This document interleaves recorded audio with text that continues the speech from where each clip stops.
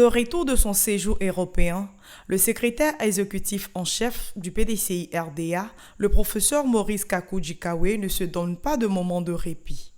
Il a présidé ce mardi 11 février 2020 la 148e session du secrétariat exécutif qui a eu pour cadre la maison du parti à Cocody. Plusieurs sujets étaient inscrits à l'ordre du jour, notamment les préparatifs de la convention du PDCI-RDA, les missions dans les délégations, les obsèques de Joseph Aka Angui. À l'issue de cette séance de travail entre les membres du secrétariat exécutif, le numéro 2 du PDCI-RDA s'est ouvert à la presse. Son séjour en France, le dialogue politique, la main tendue du président Ouattara au président Henri Konan Bédié sont entre autres les sujets abordés par le secrétaire exécutif en chef du PDCI-RDA. Nous avons parlé des préparatifs de la convention du PDCI-RDA avec le calendrier du coordonnateur qui commence demain en racontant toutes les structures qui se termine par une journée le dimanche 16 pour faire un peu le point, le bilan à mi-parcours des préparatifs de la convention. Nous avons également parlé de la tournée des responsables de la JPDCI et de l'UFPDCI dans nos bases avec les inspecteurs. Et nous comptons beaucoup sur cette tournée. Et nous avons fait également les échanges sur les activités phares menées pendant mon absence et par mon intérimaire. Et j'ai donné aussi les informations sur les contacts que j'ai pris à l'extérieur du pays. Voilà, et puis nous avons parlé des obsèques du doyen Joseph Aka Angui. À l'extérieur du pays, je suis allé dans le cadre professionnel parce que il n'y a pas longtemps, j'étais le président du groupe de travail de cardiologie tropicale de la Société française de cardiologie. Pour la petite histoire, notre professeur, le professeur Bertrand, a dirigé ce groupe pendant 40 ans. Et il y a 4 ans, la société française m'a confié la responsabilité.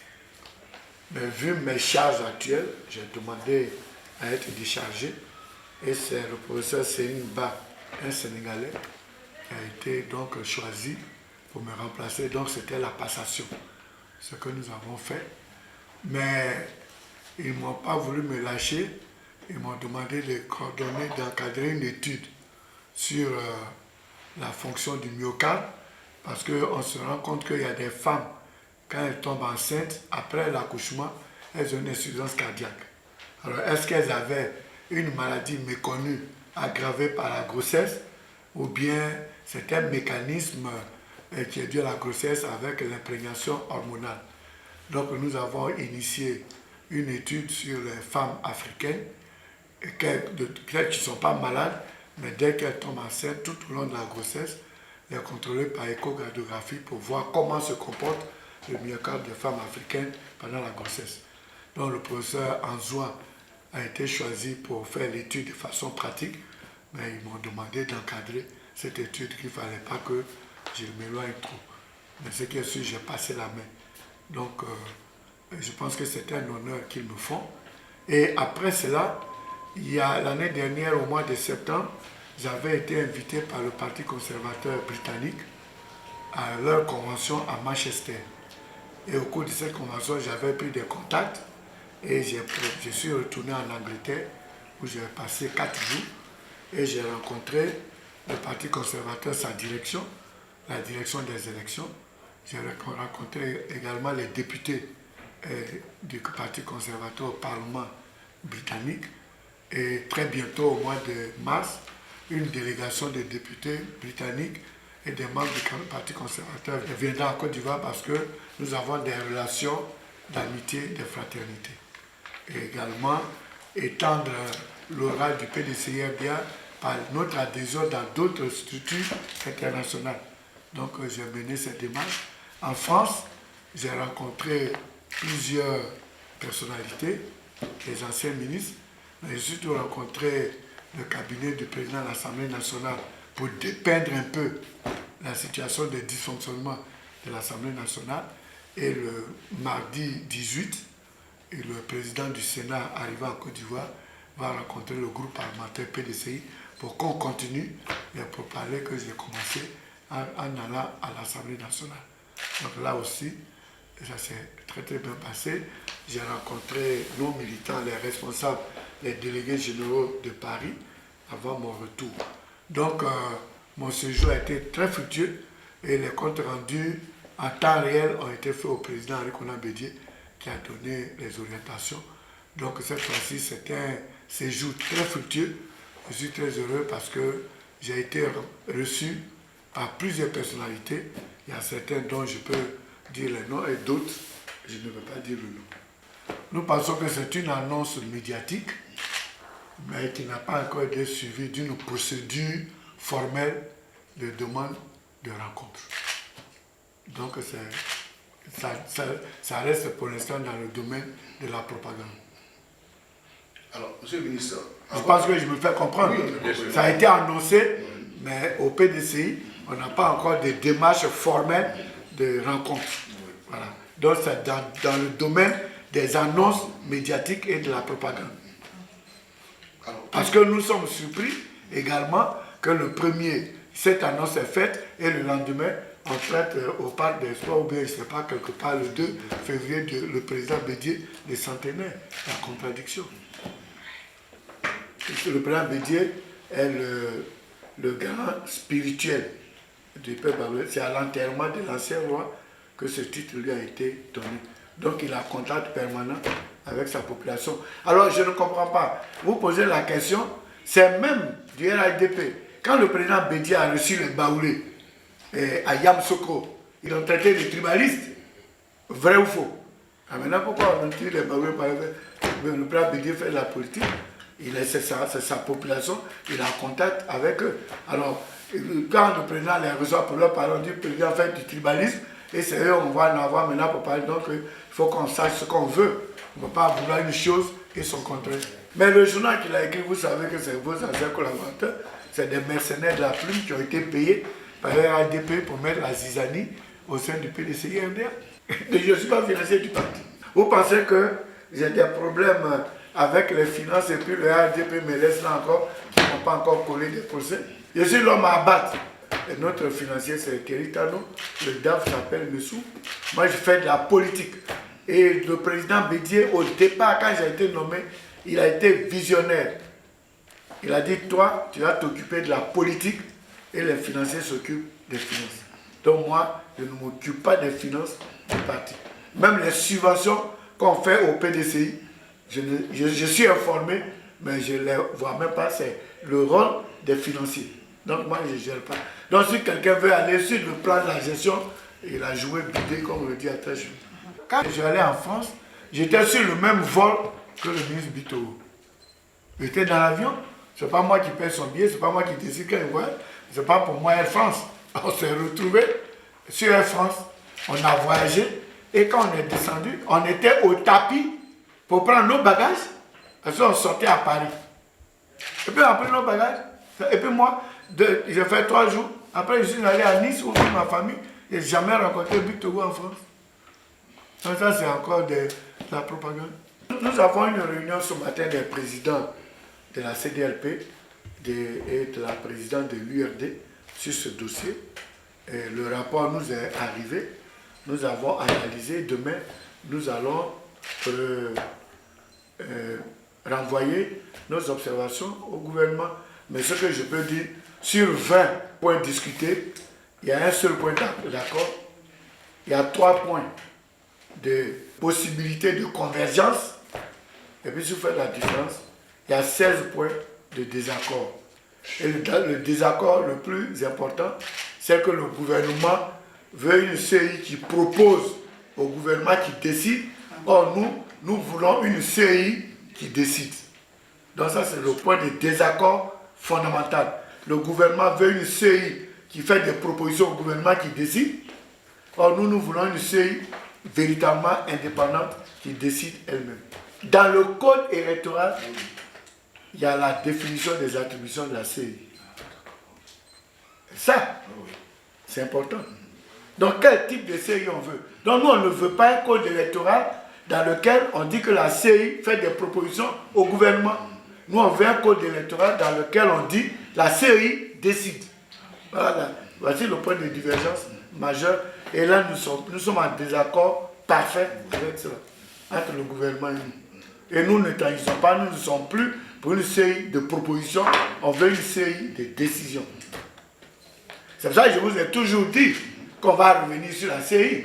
Parce que si tu changes les attributions dans le code électoral, tu es obligé d'attaquer la loi. Et comme ils ne veulent pas revenir sur la CEI, ils ne veulent pas changer les attributions dans le code électoral.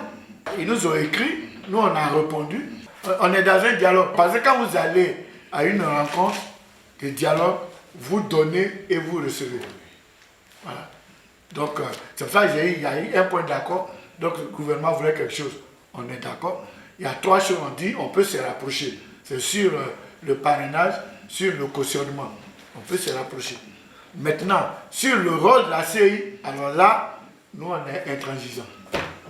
On a reçu le rapport aujourd'hui, on l'a analysé. Demain, on ramène nos propositions au gouvernement. C'est quand le gouvernement va lire notre proposition qu'on va voir la suite, qu'on donne aux choses.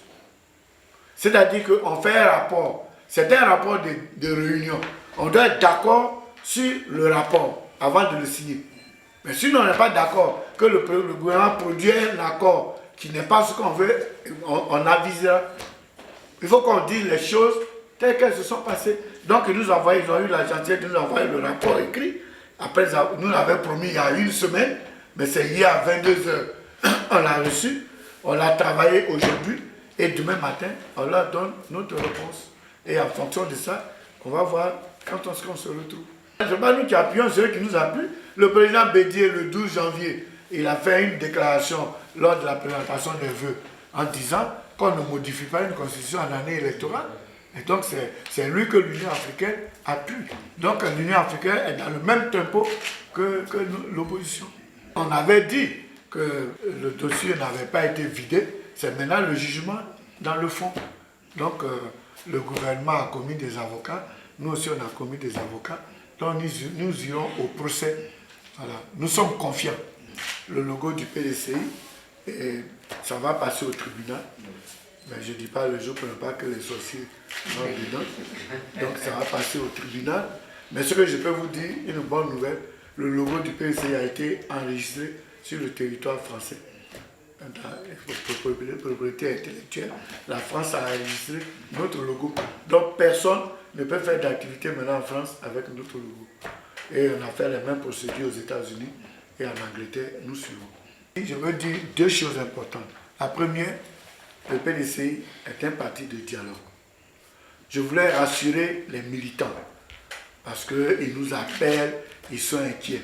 Je voulais leur dire que le RHDP, groupement politique, est mort. Nous l'avons enterré le 18 octobre 2018. On a fait la levée de lit le 18 octobre 2019. Donc, on n'en parle plus. Donc, ceux qui se leurrent pour dire que Bédié va encore aller au RHDP, ça c'est de la propagande. Donc, les militants doivent rester tranquilles.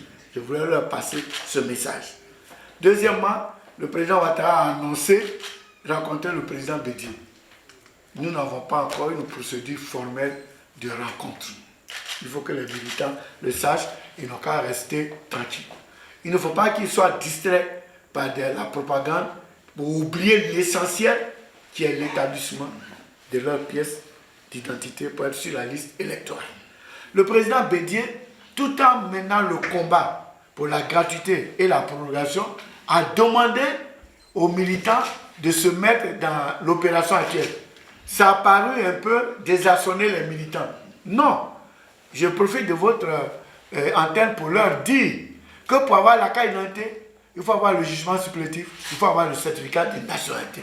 Donc ça au moins, il faut faire ça. Si demain la carte d'identité est gratuite, c'est ceux qui ont le jugement et le certificat de nationalité qui vont aller faire la carte d'identité. Vous n'allez pas sortir de votre maison et puis leur donner la carte d'identité gratuite. C'est ce que le président veut dire. Faites les papiers pendant qu'on lutte. Ensuite, nous avons voté, les députés, une loi spéciale. Actuellement, les sous-préfets sont en train d'appliquer cette loi qui a eu son décret d'application. Donc, sur le terrain, que nos cadres, nos élus, nos délégués s'impliquent, s'organisent, encadrent les militants pour avoir leur pièce. C'est ce qu'on demande. Et troisième élément, il faut que les femmes et les jeunes prennent au sérieux la mission qui vient. La tournée qui va se passer du 13 février au 1er mars. Donc il y aura des délégations des jeunes et des femmes qui vont essaimer toute la Côte d'Ivoire pour faire de la mobilisation, sensibiliser sur les pièces à faire, comment s'organiser. Également, dans cette délégation se trouvent des inspecteurs qui vont aller voir la réalité du terrain. Parce que si on nous dit que nous on a 10 secrétaires, il faut que les 10 secrétaires existent, on ne veut pas du fictif. Et c'est à partir de cette mission que nous allons bâtir le reste de notre campagne. Donc, que les militants, que les femmes, les jeunes sortent. Ce sont des réunions techniques, ce ne sont pas des meetings. Les meetings n'apportent pas grand-chose. Ce sont des réunions techniques. Qu'ils posent toutes les questions, quelles sont leurs attentes. C'est des échanges entre les jeunes, les femmes. Et puis les inspecteurs qui profitent du passage pour regarder un peu dans les livres des délégués si ce qu'ils nous ont déclaré c'est vrai, tout ça. Donc, tous les inspecteurs auront les documents que les délégués nous ont envoyés avec eux pour aller vérifier sur le terrain si c'est exact. Donc, vous voyez que c'est une mission très importante. Ce n'est pas de l'amusement, c'est vraiment la base. On a mis 1 an pour restructurer le parti. Maintenant, on va en mission pour voir la réalité du parti sur le terrain.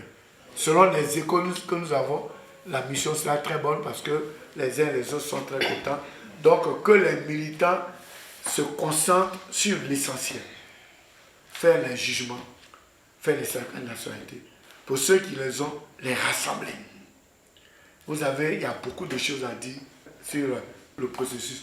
On nous a dit qu'il y avait un projet pilote. Le gouvernement n'a même pas encore communiqué pour nous dire le projet pilote s'est arrêté, ça a donné tel résultat. On est dans le flou. Un peu. Deuxièmement, on est sur Internet. Mais au village, dans mon village, qui a ordinateur? Qui a Internet? Donc, il y a des trucs même qui ne marchent même pas. Nous sommes dans un pays en développement où il y a encore beaucoup d'analphabètes. Et il y a le monde rural. Donc, toutes ces questions, nous sommes en train de les regarder parce que nous, on ne veut pas être dans l'émotion. On veut être dans le concret. Donc, nous sommes en train d'étudier tout cela. Et à un moment venu, le PDCI va prendre sa décision. Les gens disent, ouais, sur les réseaux sociaux, PDCI fait quoi? PDCI fait... Le PDCI, c'est un parti responsable qui est en train d'avancer, qui sait où il va.